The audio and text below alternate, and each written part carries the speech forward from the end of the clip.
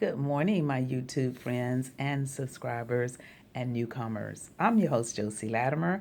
Good Saturday morning. I'm coming to you again with a story that I previously hit on, and it was basically talking about Rockey, the rapper that's in Sweden, and he's still locked up in the Swedish system.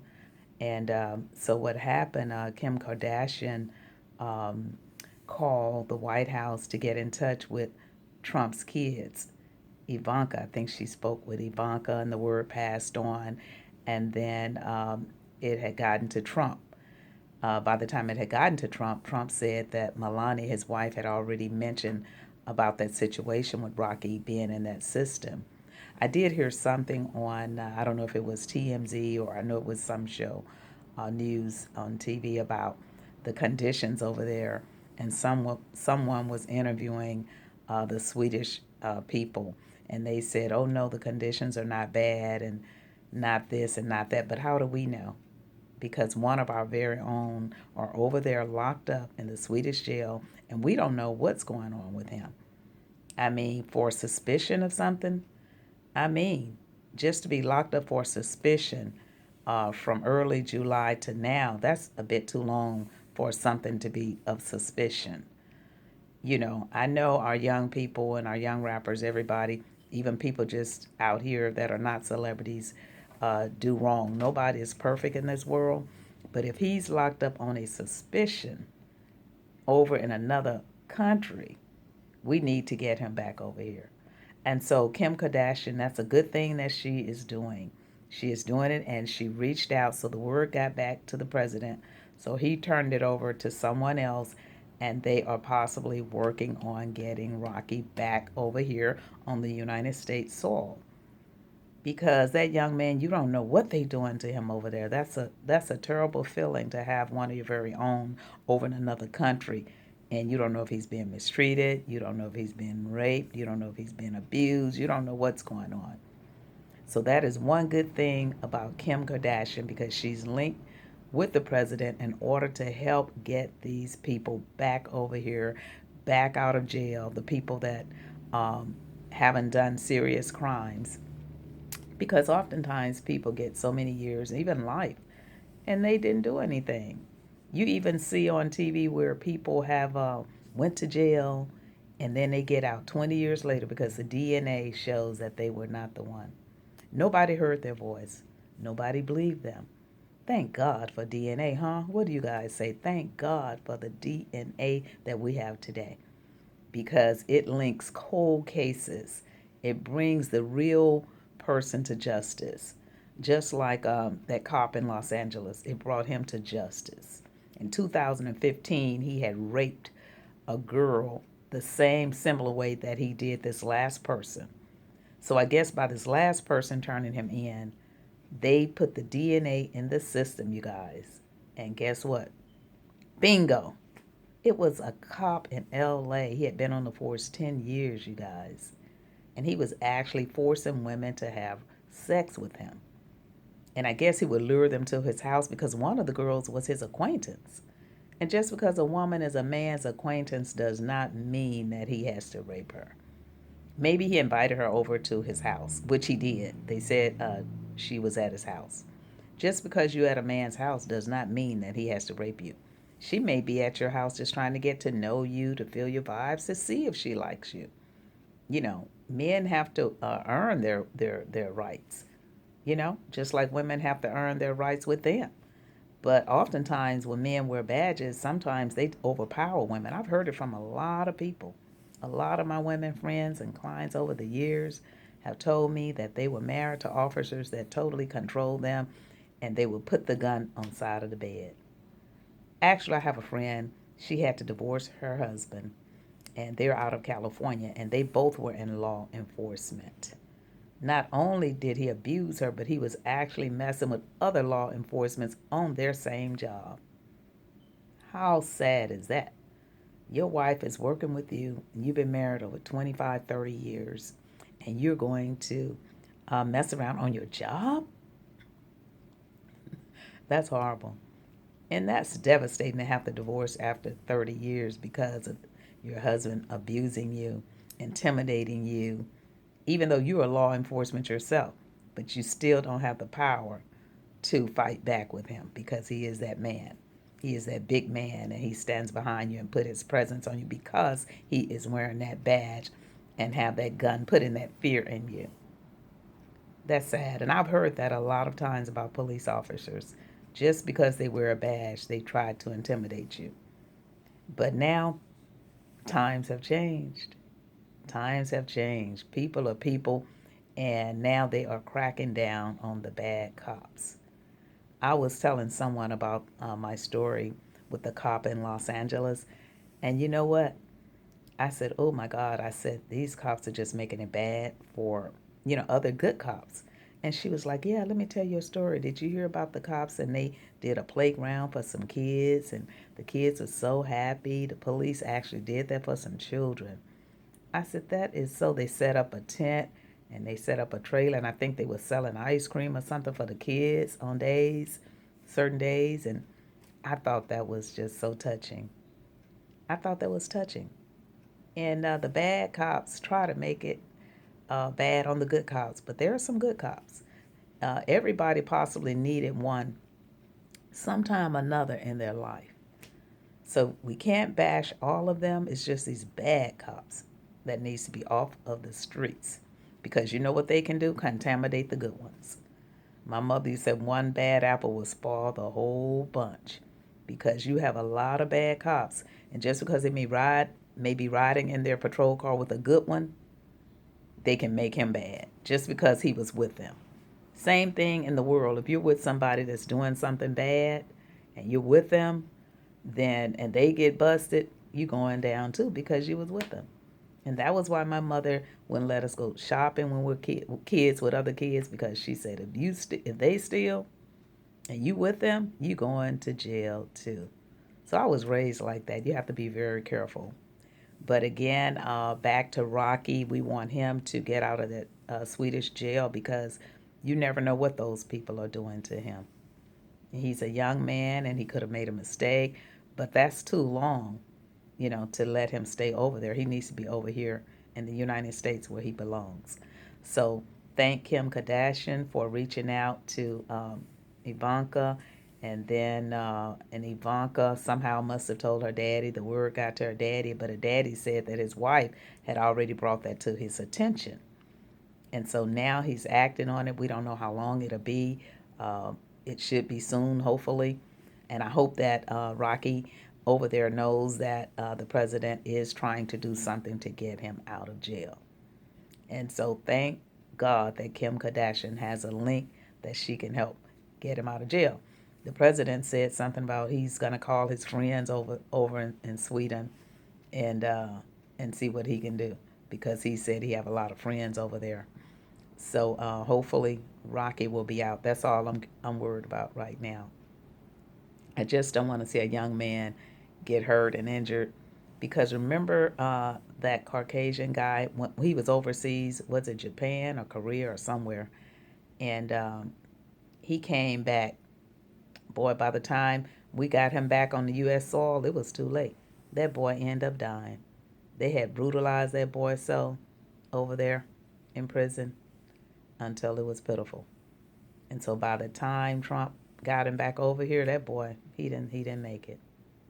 He was traumatized, he was beaten, I think he was starved. They did him so bad.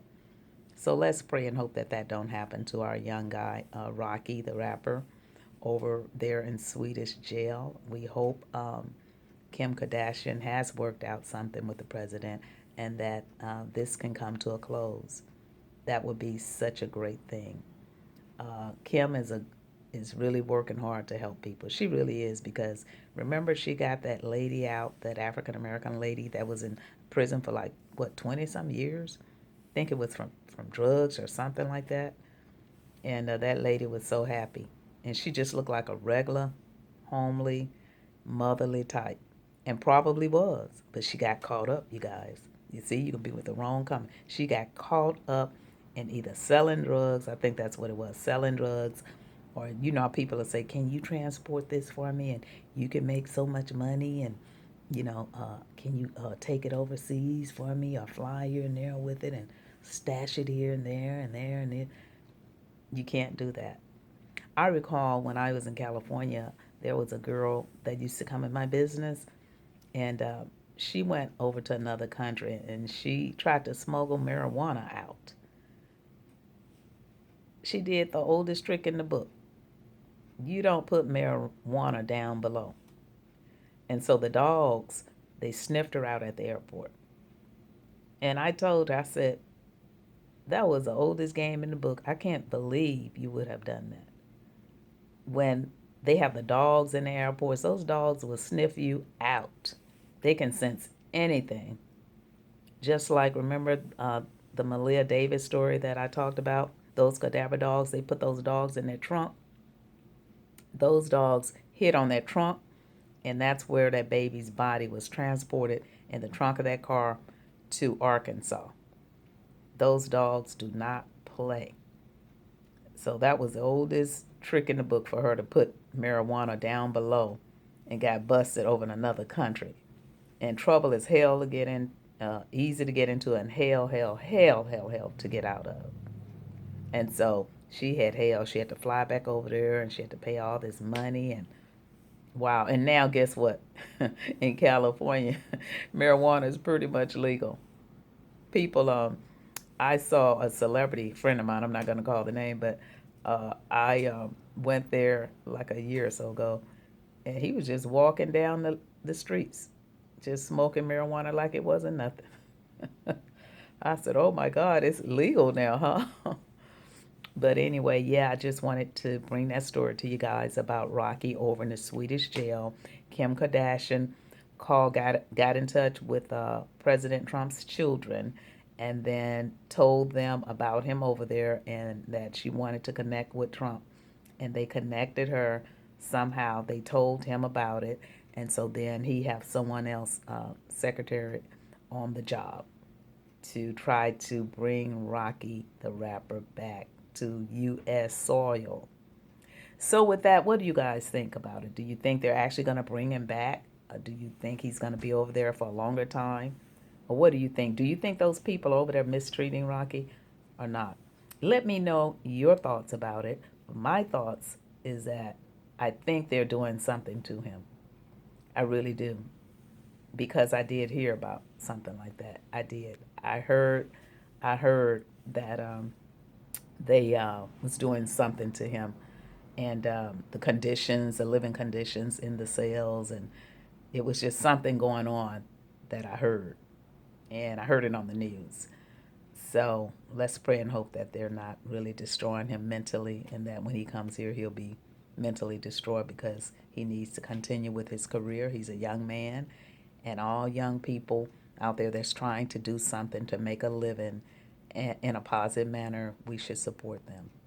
It doesn't matter what kind of music they make. If that's their thing, they like it, and if they're good at it, let's be 100% supportive of them.